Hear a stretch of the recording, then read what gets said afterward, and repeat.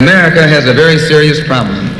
Not only does America have a very serious problem, but our people have a very serious problem. America's problem is us. We're her problem. The only reason she has a problem is she doesn't want us here. So-called Negroes, second-class citizens, ex-slaves. We have a common enemy. We have this in common.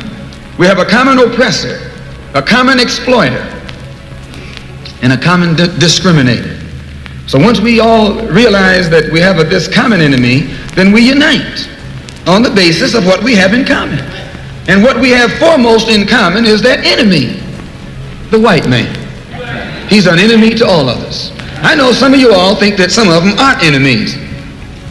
Time will tell. What you're about to hear is one of the most powerful speeches ever given about race, power, and betrayal in America. In 1963, Malcolm X stood in front of a black audience in Detroit and spoke truths America was never ready to hear. He called out the white man for what he really was, an oppressor, a liar, and a thief. The speech was called Message to the Grassroots, and it was the very speech that tore straight through the lies America was built on. Give this video a like to show your support, and subscribe so you never miss any blazing truth they wanted kept hidden from us. Now let's continue this explosive reckoning, straight from the mouth of Malcolm X. I would like to make a few comments concerning the difference between the Black Revolution and the Negro Revolution. There's a difference. Are they both the same? And if they're not, what is the difference? What is the difference between a Black Revolution and a Negro Revolution? First, what is a revolution? Sometimes I'm inclined to believe that many of our people are using this word revolution loosely, without taking careful consideration what this word actually means and what its historic characteristics are. When you study the historic nature of revolutions, the motive of a revolution, the objective of a revolution, and the result of a revolution, and the methods used in a revolution, you may change words. You may devise another program. You may change your goal and you may change your mind. Look at the American Revolution in 1776. That revolution was for what? For land. How was it? Why did they want land? Independence. How was it carried out? Bloodshed. And the only way they could get it was bloodshed. The French Revolution. What was it based on? The landless against the landlord. What was it for? Land. How did they get it? Bloodshed. Was no love lost. Was no compromise. Was no negotiation. I'm telling you, you don't know what a revolution is. Because when you find out what it is, you'll get back in the alley. You'll get out of the way. The Russian Revolution. What was it based on? Land. The landless against the landlord. How did they bring it about? Bloodshed. You haven't got a revolution that doesn't involve bloodshed. And you're afraid to bleed. I said you're afraid to bleed. Long as the white man sent you to Korea, you bled. He sent you to Germany, you bled. He sent you to the South Pacific to fight the Japanese, you bled. You bleed for white people. But when it comes time to see the churches being bombed and you bleed when the white man says bleed. You bite when the white man says bite. And you bark when the white man says bark. I hate to say this about us, but it's true. How you gonna be nonviolent in Mississippi as violent as you were in Korea? How can you justify being nonviolent in Mississippi and Alabama when your churches are being bombed and your little girls are being murdered, and at the same time you're gonna get violent with Hitler and Tojo and somebody else that you don't even know? If violence is wrong in America, violence is wrong abroad.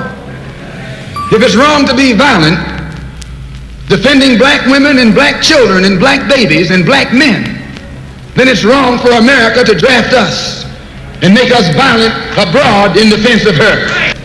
So I cite these various revolutions, brothers and sisters, to show you, you don't have a peaceful revolution.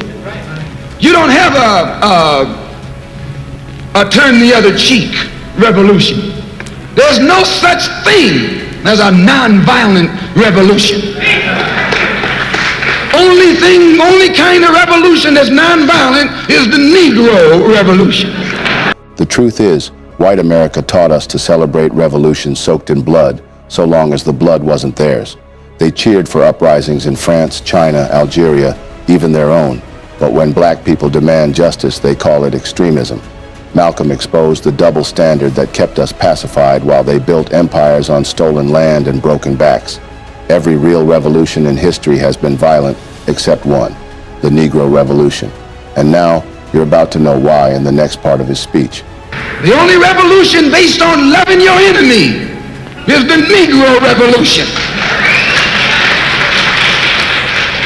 The only revolution in which the goal is a desegregated lunch counter, a desegregated theater, a desegregated park, and a desegregated public toilet.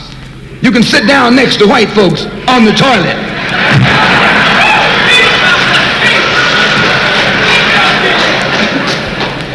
That's no revolution. Revolution is based on land. Land is the basis of all independence. Land is the basis of freedom, justice, and equality. The white man knows what a revolution is. He knows that the black revolution is worldwide in scope and in nature. The black revolution is sweeping Asia, sweeping Africa. It's rearing its head in Latin America. The Cuban Revolution, that's a revolution. They overturned the system. Revolution is in Asia. Revolution is in Africa. And the white man is screaming because he sees revolution in Latin America. How do you think he'll react to you when you learn what a real revolution is? You don't know what a revolution is. If you did, you wouldn't use that word. A revolution is bloody. Revolution is hostile. Revolution knows no compromise. Revolution overturns and destroys everything that gets in its way. It's based on land. A revolutionary wants land so he can set up his own nation, an independent nation. These Negroes aren't asking for no nation. They're trying to crawl back on the plantation.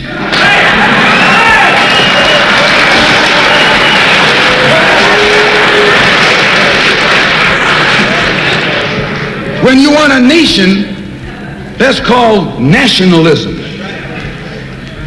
When the white man became involved in a revolution in this country against England, what was it for? He wanted this land so he could set up another white nation. That's white nationalism. The American Revolution was white nationalism. The French Revolution was white nationalism. All the revolutions that's going on in Asia and Africa today are based on what? Black nationalism. A revolutionary is a black nationalist. He wants a nation. If you're afraid of black nationalism, you're afraid of revolution. And if you love revolution, you love black nationalism. What many haven't realized is that the white man only gave us scraps and called it freedom. They kept the land, the wealth, the power, and told us we'd won because we could ride the same bus or pee in the same stall. But as Malcolm X said, these are not progress. A real revolution doesn't beg for space inside the empire. It burns the empire down and builds something of its own. What you're about to hear next is what they've always feared: black nationalism, unfiltered. This is the part they scrubbed from history books: the house Negro, the field Negro, and the war still being waged between them. To understand this, you have to go back to what young brother here referred to as the house Negro and the field Negro. Back during slavery, there was two kinds of slaves. There was the house Negro and the field Negro. The house Negro, they lived in the house with master. They dressed pretty good. They ate good because they ate his food, what he left. They lived in the attic or the basement, but still they lived near their master. And they loved their master more than the master loved himself. They would give their life to save their master's house quicker than the master would. The house Negro, if the master said, we got a good house here, the house Negro would say, yeah, we got a good house here. Whenever the master said we, he said we. That's how you can tell a house Negro. If the master's house caught on fire, the house Negro would fight harder to put the blaze out than the master would. If the master got sick, the house Negro would say, what's the matter, boss? We sick. We sick. He identified himself with his master more than his master identified with himself.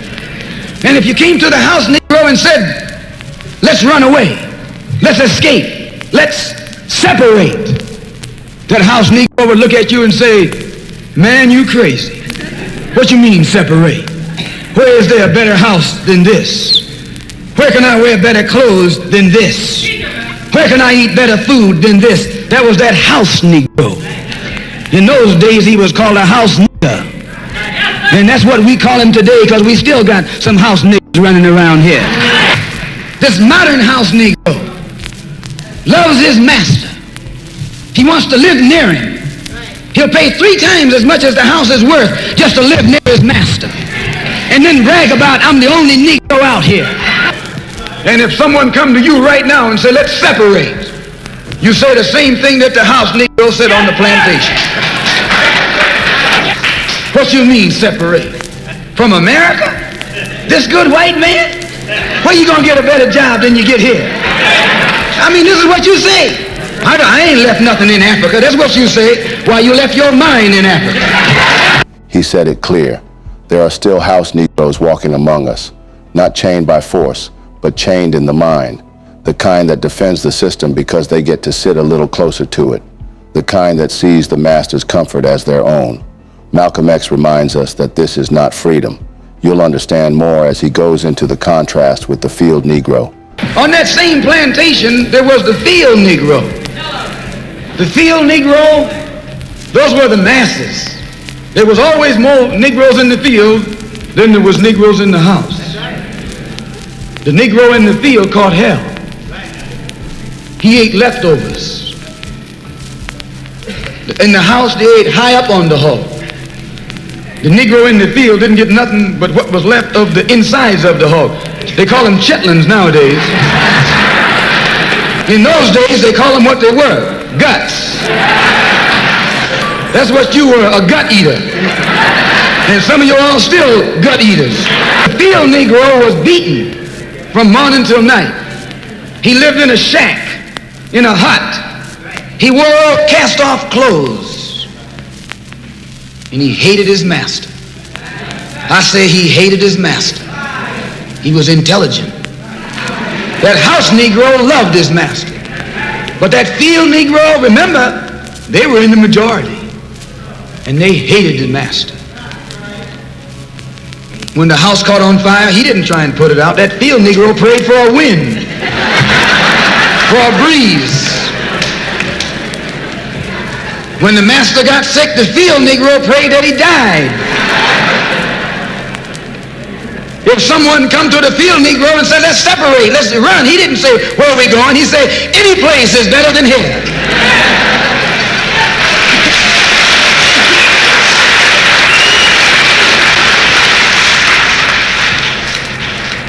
You got field Negroes in America today. I'm a field Negro. The masses are the field Negroes. When they see this man's house on fire, you don't hear these little Negroes talking about our government is in trouble. They say the government is in trouble. Imagine a Negro, our government. I even heard one say our astronauts. They won't even let him near the plant.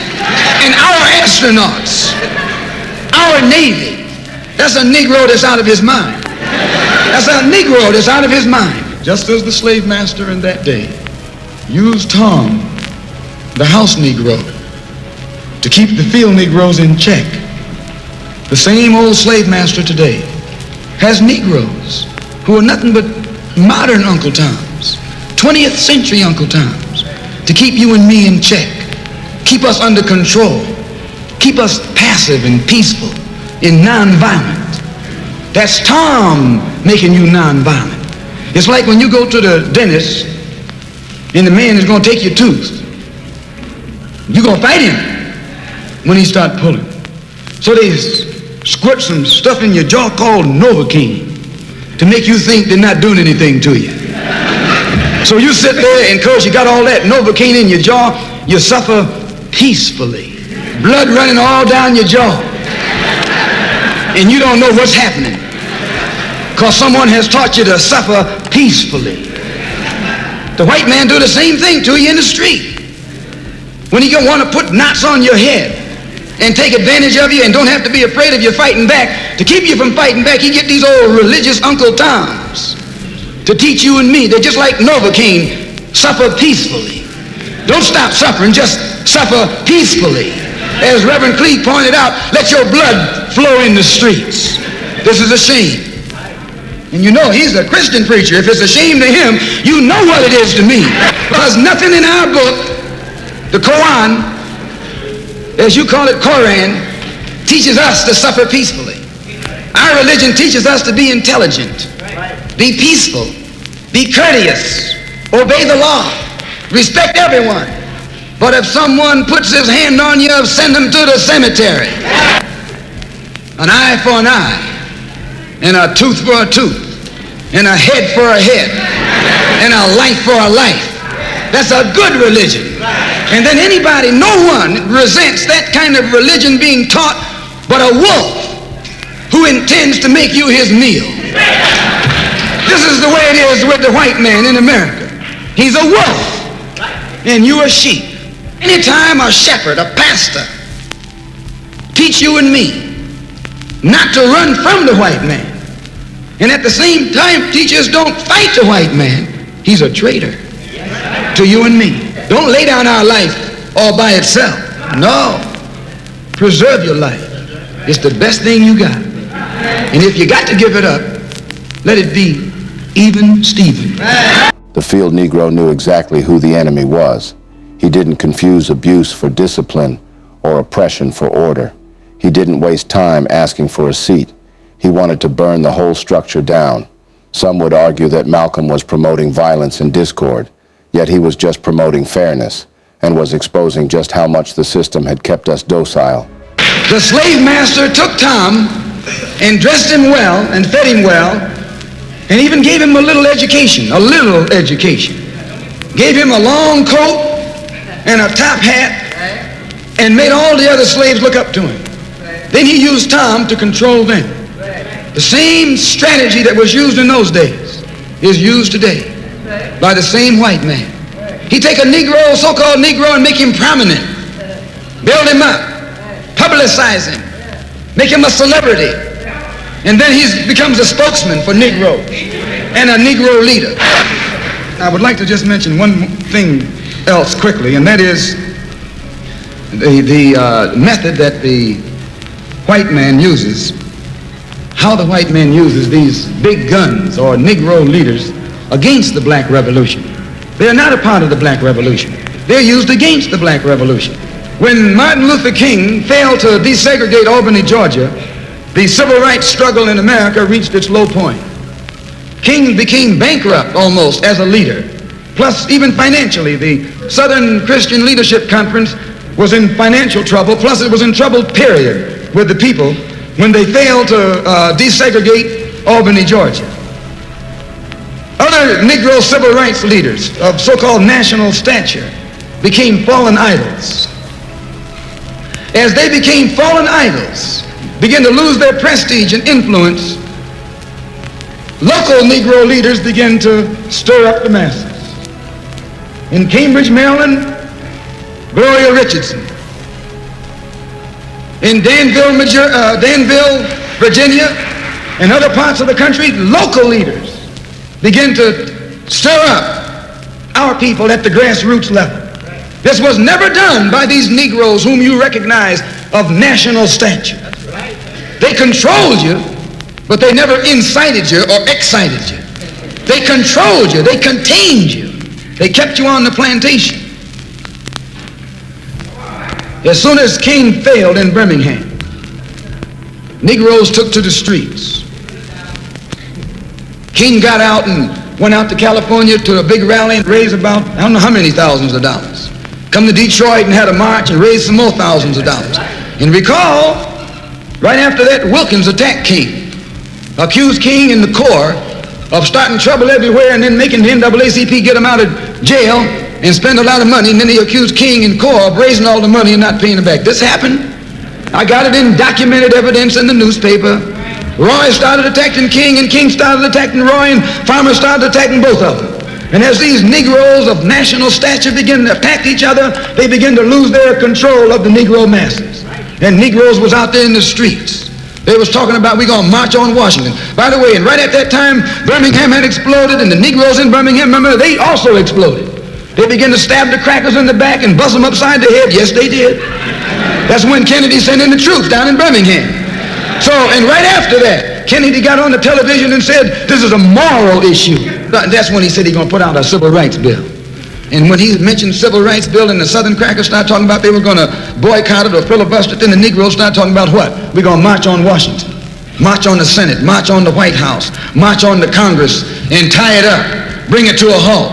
Don't let the government proceed. They even said they was going to go out to the airport and lay down on the runway and don't let no airplanes land. I'm telling you what they said. That was revolution. That was revolution. That was the black revolution. It was the grassroots out there in the street. Scared the white man to death. Scared the white power structure in Washington, D.C. to death. I was there. When they found out that this black steamroller was going to come down on the Capitol, they called in Wilkins. They called in Randolph. They called in these national Negro leaders that you respect and told them, call it off. Kennedy said, look, y'all letting this thing go too far. And old Tom said, boss, I can't stop it because I didn't start it. They said, I'm not even in it, much less at the head of it. They said, these Negroes are doing things on their own. They're running ahead of us. And that old shrewd fox, he said, well, if you all aren't in it, I'll put you in it. I'll put you at the head of it. I'll endorse it. I'll welcome it. I'll help it. I'll join it. A matter of hours went by. They had a meeting at the Carlisle Hotel in New York City. The Carlisle Hotel is owned by the Kennedy family. That's the hotel Kennedy spent the night at 2 nights ago. Belongs to his family. A philanthropic society headed by a white man named Stephen Currier called all the top civil rights leaders together at the Carlisle Hotel and told them that by you all fighting each other, you're destroying the civil rights movement. And since you're fighting over money from white liberals, let us set up what's known as the Council for United Civil Rights Leadership. Let's form this council, and all the civil rights organizations will belong to it. And we'll use it for fundraising purposes. Let me show you how tricky the white man is.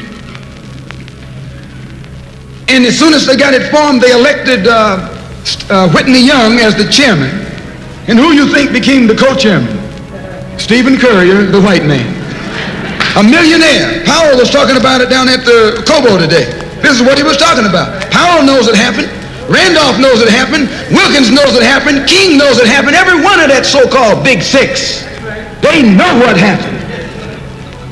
Once they formed it, with the white man over it, he promised them and gave them $800,000 to split up between the Big Six, and told them that after the march was over, they'd give them $700,000 more. $1.5 million split up between leaders that you've been following, going to jail for, crying crocodile tears for.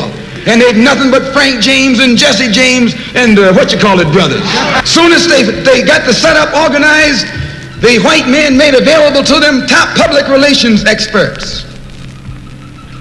Opened the news media across the country at their disposal. And then they began to project these Big Six as the leaders of the march. Originally, they weren't even in the march. You was talking this march talk on Hastings Street. Is Hastings Street still here? On Hastings Street. You was talking to March Talk on Lenox Avenue, and down on, Fillmore Street, and Central Avenue, and 42nd Street, and 63rd Street. That's where the March Talk was being talked. But the white man put the Big Six ahead of it, made them the march. They became the march. They took it over. And the first move they made after they took it over, they invited Walter Reuther, a white man. They invited a priest, a rabbi, and an old white preacher. Yes, an old white preacher. The same white element that put Kennedy in power. Labor, the Catholics, the Jews, and liberal Protestants. Same clique that put Kennedy in power joined the March on Washington. It's just like when you got some coffee that's too black, which means it's too strong. What you do, you integrate it with cream. You make it weak. If you pour too much cream in, you won't even know you ever had coffee. It used to be hot, it becomes cool. It used to be strong, it becomes weak. It used to wake you up, now it'll put you to sleep. They took the fire out of the revolution and sold it back to us cold. That's what Malcolm was exposing. White America took the movement, bought it, dressed it up in a suit, handed it a microphone, and made it their own. They took the rage in the streets and funneled it through their approved voices. Voices they picked, paid, and placed. They gave us leaders who could calm us, not free us. This is what they did with the March on Washington. They joined it. They didn't integrate it, they infiltrated it. They joined it, became a part of it, took it over. And as they took it over, it lost its militancy. They ceased to be angry. They ceased to be hot. They ceased to be uncompromising. Why, it even ceased to be a march. It became a picnic, a circus. Nothing but a circus with clowns and all. You had one right here in Detroit. I saw it on television with clowns leading it, white clowns and black clowns. I know you don't like what I'm saying, but I'm going to tell you anyway, because I can prove what I'm saying.